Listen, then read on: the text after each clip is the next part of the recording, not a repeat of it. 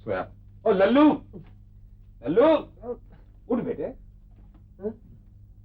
सत्यानाश, अरे इतना अच्छा सपना देख रहा था, आजकल तो अच्छे अच्छे सपने दिखे हैं जी हमें। यूं ही जगा दिया आपने बिना बात में।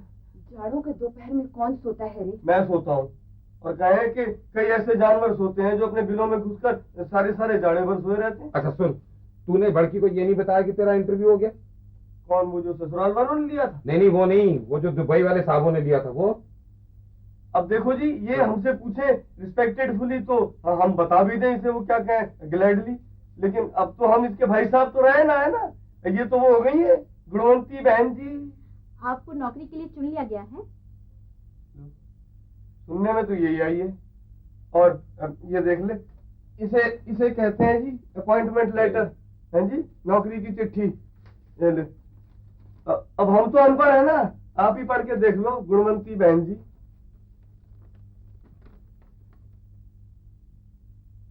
बधाई। लेकिन बापू, कभी कभी इन मामलों में धोखा भी होता है। ये दलाल पैसे तो ले लेते हैं लेकिन नौकरी नहीं दिलाते। अब क्या ऐसे मामले में हम उस लड़की को धोखा देने के दोषी नहीं होंगे? देख लड़की, तेरे मुंह से कभी कुछ अच्छा भी निकलता है? दोषी होंगे? अरे इन बहनजियों का बस चले तो हमें हथकड़ियां पहनवा दी। मैं तो सिर्फ इतना कहना चाहती हूँ बापू कि जब भाई साहब को दुबई में नौकरी मिल जाती तब शादी की बात चलाते। तू रहने दे, लेक्चर मत दे, समझी ना। तू बापू मेरे ये है या तू है? मुझे पता है, और मुझे ये भी पता है कि मेरी होने वाली भाभी मुझसे भी ज्यादा वो है।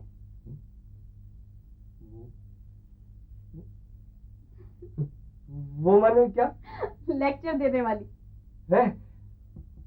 तुझे कैसे पता है? मुझे सब पता है। नहीं, वो तो बहुत सीधी है। सीधी तो तुम माँ मुझे भी बताती है। अच्छा सुन, अगर तुझे उसके बारे में पता है तो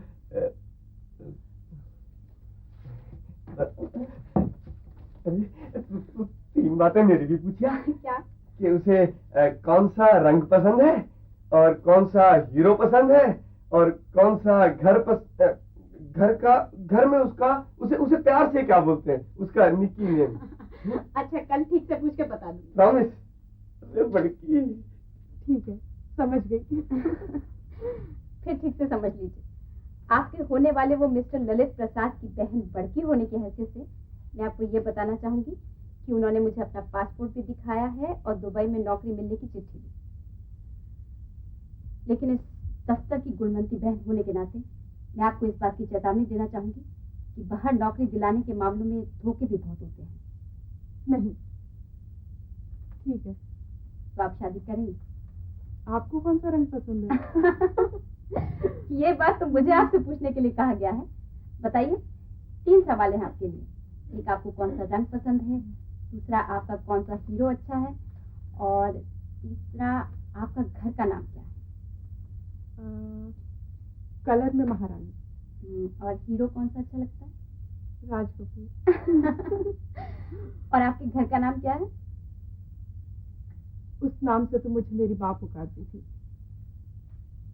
मैं 5 साल की थी जब वो गुजरी। अब तो मुझे पता ही नहीं है कि मेरा कोई घरेलू नाम भी था। किस नाम से पुकारती थी आपको आपकी माँ? बिल्लो। अब ये नाम तो आपको बहुत सुनने को मिलेगा।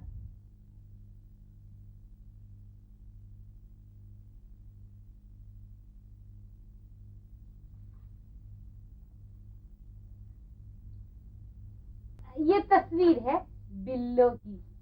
मैंने कितनी दफा कहा जी कि उसे कोई बिल्लो नहीं बुलाएगा। अब आप ही ने तो ये नाम मालूम किया है और आप कह रहे हैं ये नाम मत लो। क्यों भाई साहब, बिल्लो नाम पसंद नहीं है क्या आपको? बिल्कुल नहीं। वो क्या लल्लू लल्लू कब होती है इस घर में जो बिल्लो बिल्लो भी शुरू हो जाएगी? हाँ बेटी, जरा रसोई में देख, मैं शायद दूध ढकना भूल गई, कहीं बिल्ली न पी जाए। अभी तो बिल्लो मैके में है, जब आ जाए ना तब दूध की फिक्र करियो। ठीक है माँ, तू भी मिल गई ना इन बदतमीज लड़कियों के साथ। अरे वाह वाह, इसमें बदतमीजी की क्या बात है? भाई किसी के घर का नाम बिल्लो हो तो हम क्या बिल्ली को भी बिल्ली ना कहें? वाह, अरे अच्छा तो नाम है लौंडिया का, बिल्लो। देख माँ, ना तो उसे कोई लौंडिया कहेगा और ना ये बिल्लो बिल्लो। तो माँ क्या कहे, लौंडा? तू उसे कहेगी बहू रानी और तुम दोनों कहोगी भाभी, समझे? अरे अरे पहले शादी तो हो जाने दे। For marriage, only short gap, and you people today filling Usha's lap. Clap clap. पता नहीं तू क्या बोलता रहता है। मैंने कही थी कि हमारी शादी को बहुत कम दिन रह गए हैं जी, और आप चाहें तो उसे बहू रानी कह सकती हैं जी, वो नहीं तो उषा रानी कह सकती हैं जी, वो भी नहीं तो सिर्फ रानी कह सकती हैं जी। ये क्या है? ये तो मेरी डायरी है, तेरे पास कहाँ से है? देखो दीदी, इसमें कुछ है प्राइवेट? ये तो है लकड़ी और पैंट का हिसाब। और ये है उषा रानी की स्पेलिंग की प्रैक्टिस। उसने भाई साहब से कहा है कि 101 बार प्रैक्टिस करो। लेकिन ये डायरी तो मेरे ट्रंक में थी। और ये है शेर व शायरी और ये फिल्मी गीत। बड़े रोमांटिक हो गए भाई साहब। लेकिन ये मेरे ट्रंक में थी, तेरे पास कहाँ से आई है? क्योंकि ये ट्रंक में थी और इसमें उषा रानी की तस्वीर है जो मेरी दोस्त ज्योति देखना चाह रही है। मगर इसके अंदर की तस्वीर कहाँ है? मेरे पास है, कुछ खिलाओ पिलाओगे तब मिलेगी। माँ इससे क्या कि मेरी तस्वीर मुझे वापस करे। छुटकी तस्वीर वापस कर दे। अरे दावत तो तुझे मिलेगी ही। वो क्या कहे, उषा रानी के गांव में। हाँ जी, रिकमेंडेशन लेटर मुझसे लिखवा के ले जाए, वहाँ जाके एक्स्ट्रा खातिर होगी। अच्छा, ले लो। अरे बापू साड़ी ले आए। महारानी का वेट किया ना बापू? महारानी मेहतरानी तो सब मुझे मालूम नहीं, नन्हे ने दिलाई है, यार ने बजट ऊपर कर दिया। कितने की है? जितने की भी थी उससे सस्ती दिलाई है, उसके जान पहचान वाला था। फिर भी कितने की पड़ी? अब तेरे को तो कुछ भी बताना धर्म ना है। अगर मैं कहूँगा मुफ्त मिली तो तू कहेगी दो क्यों नहीं लाए। मैं ही थी जो आपकी गृहस्थी संभाल ली। हाँ, अब तो अपने बेटे की गृहस्थी संभालने का इंतजाम कर। तुम सब लोग तैयार हो ना? हाँ। बापू और अम्मा को मैं संतो भाभी के यहाँ छोड़ा है, उनका कोई जानने वाला डेरा गांव जा रहा था। हम तो तैयार ही हैं। हाँ, बस चलते हैं। ताला चाबी किधर है? तू कहाँ जा रहा है? क्यों? गोद भरने की रस्म में तेरा क्या काम है रे? जी वाह, काम क्यों नहीं है? हाँ, शोभा बढ़ाएंगे हम भी, नहीं तो हम भी एक कोने में खड़े हो जाएंगे जी। वो क्या कहे, वो अब ऑब्जर्वर की कैपेसिटी में। बे, इस रस्म में सिर्फ औरतें जाएं, मैं भी वहाँ जाके छोड़ के इनको वापस आ जाऊंगा। बापू, फिर मैं भी वहाँ जाके इनको छोड़ के वापस आ जाऊंगा तुम्हारे साथ। मैं अकेला पड़ा क्या करूंगा? बड़े बड़े सपने देखना ना, कह तो रहे थे कि आजकल इतने अच्छे अच्छे सपने देखते हो।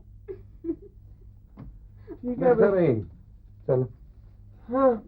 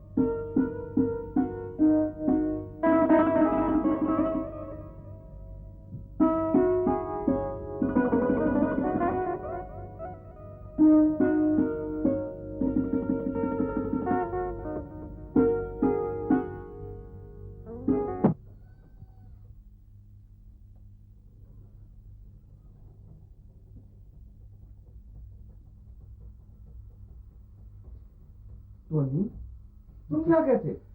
केसरी, तुमने कोई दिल्ली की लड़की भेजी थी विश्व जी के पास? विश्व जी ने मुझे बुलाया उसकी शिनाख्त करने के लिए। तो तुम उसे बता आए हो कि वो तुम्हारी अधर्म पत्नी है? नहीं, मैं उसे बताया कि वो प्रीतम उस्ताद एंड पार्टी में गाने वाली और जनता कॉलोनी में रहने वाली एक छोकरी है। क्या कहा? जो कुछ कहा सच के सिवा कुछ नहीं कहा। तुम समझते हो इसका मतलब है कि तुमने मुझसे झूठ बोला? हाँ, लगता तो कुछ ऐसा ही है। तुम समझते हो कि तुम्हारी इस हरामजादगी के लिए तुम्हें मैं बख्श दूंगा? केसरी, मुझे लगता है कि तुम्हें बख्शना ही पड़ेगा। क्या है केसरी, नहीं तो तुम्हें खतरा हो जाएगा मुझसे। वो ये कि कहीं मैं दिल्ली जाकर तुम्हारी पत्नी और तुम्हारे बिजनेस पार्टनर को ये ना बता दूं कि तुमने उनके गुस्से से बचने के लिए मेरी शादी रूपाली से झूठ मूठ कराई थी। सुअर के बच्चे, गुस्सा मत होइए, मैं तो आपका ही बच्चा हूँ और मेरे बाप। अब आप विश्व जी के गुस्से की चिंता कीजिए। उसे गुस्सा आ रहा है कि आपने इतनी वाहियात लड़की उसके पास क्यों भेजी। कमीने कुत्ते। कमीना ही नहीं, कटखना भी। देखो केसरी, रूपा और रूपाली से जो तुम्हारा मकसद था वो हल हो चुका है। फिर क्यों बेकार मुझसे झगड़ा लेते हो? नहीं तो मैं कल ही चला जाऊंगा दिल्ली और तुम्हारा सारा भांडा फोड़ दूंगा। चलो जल्दी करो, वो फ्लैट की चाबी मुझे दे दो जिसमें तुमने उसको रूपाली को बचा रखा है। लाओ।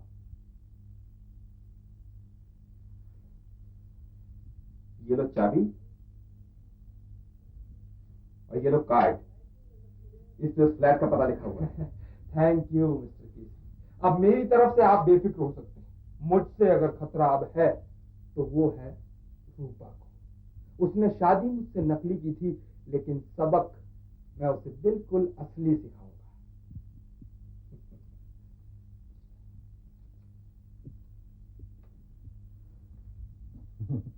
तो तुम मुझे यहाँ देखने आई हो? हाँ। देख लिया? जाओ। जी चाहता है देखते ही रहूंगी। देखो जाने मन, तुम कोई फिल्म स्टार पर मरने वाली भोली भाली मिडिल क्लास की लड़की तो हो नहीं, इसलिए ये फिल्म गुड्डी के डायलॉग मेरे सामने मत बोलो। इस फिल्म स्टार पर फिदा होने के मामले में तो मैं पूरी गुड्डी हूँ। फर्क इतना है कि ना तो मैं भोली भाली हूँ और ना मिडिल क्लास। सच? हाँ, मैं एक कर्नल की पोती हूँ, एक बड़े बिजनेसमैन की बेटी। मैंने दुनिया देखी है। मैं न्यूयॉर्क में टीवी अनाउंसर रह चुकी हूँ। मैंने लंदन में royal academy of dramatic art से एक्टिंग का डिप्लोमा किया है। सो तो लग रहा है जाने मन। अच्छा ये बताओ, प्रीतम स्टार म्यूजिक पार्टी में आपने कौन सा कोर्स किया है? किस सूबेदार की पोती हो और किस फ्लॉप बिजनेसमैन की बेटी? आपको गलतफहमी हुई है। गलतफहमी तुम्हें हुई है जाने मन। तुमने ये कैसे समझ लिया कि विश्व मोहन को तुम जैसी टकिया लड़की में कोई दिलचस्पी हो सकती है? आप इस सब के बाद मुझसे ऐसे कैसे बात कर सकते हैं? आपको किसी ने मेरे खिलाफ बरगला दिया है। और माफ कीजिएगा, मैं आपसे एक बात पूछ सकती हूँ? हीरो बनने से पहले आप क्या थे? टकिया कि लखटकिया? और आपकी माँ किस पेशे में थी ये तो सारी दुनिया जानती है। आउट। आउट।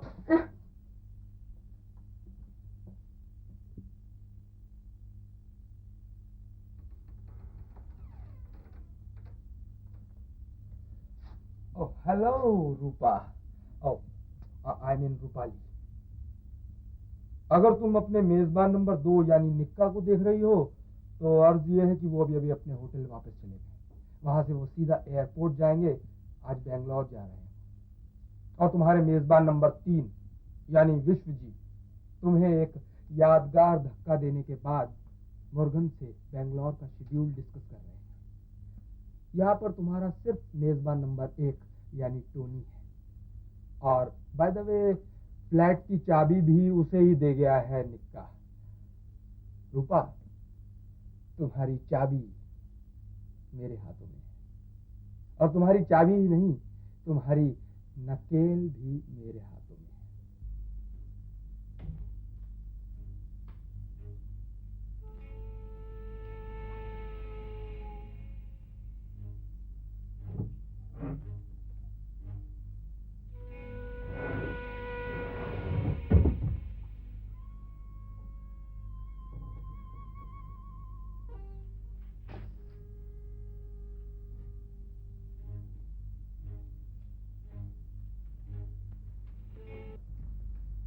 Hands up.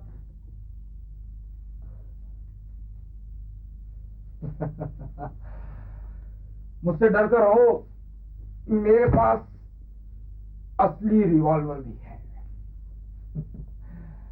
तो मैं इतनी हिम्मत नहीं किससे चला सकूं, और अगर चलाओगे तो उसके शोर से सारे लोग इकट्ठे हो जाएंगे। मैं इसे चला भी दूंगा और इसकी कोई आवाज भी नहीं होगी। हाँ, चीखना चिल्लाना एकदम बंद।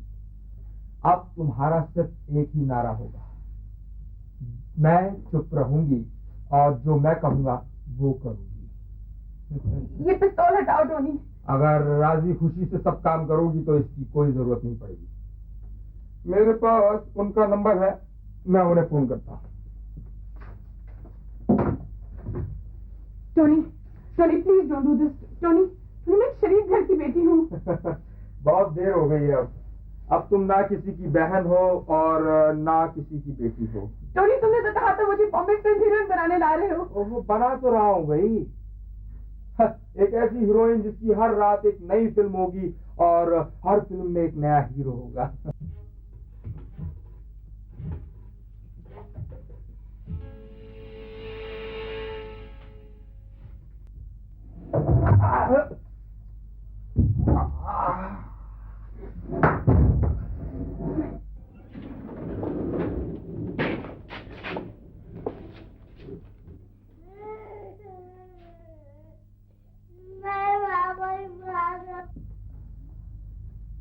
टोनी,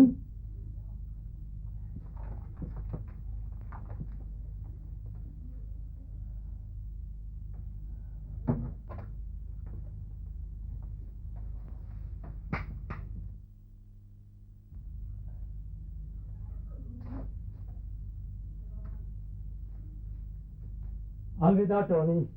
किसी का भी शुरू किया गया अच्छा काम पूरा करना चाहिए दोस्त। फिर ये काम तो मुझे सौंपा गया था।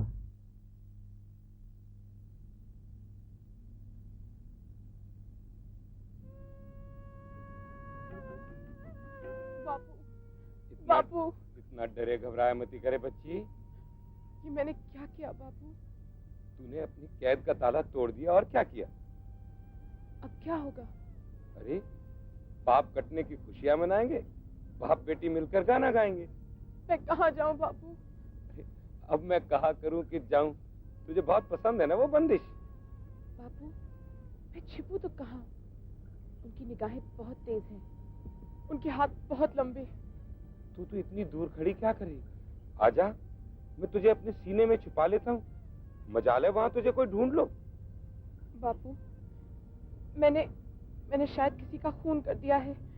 एक खून क्या बेटी, तेरे तो मैं 100 खून माफ कर सकता हूँ। इतना बड़ा दिल पाया मैंने। बस बस बस बच्ची, घबराते नहीं।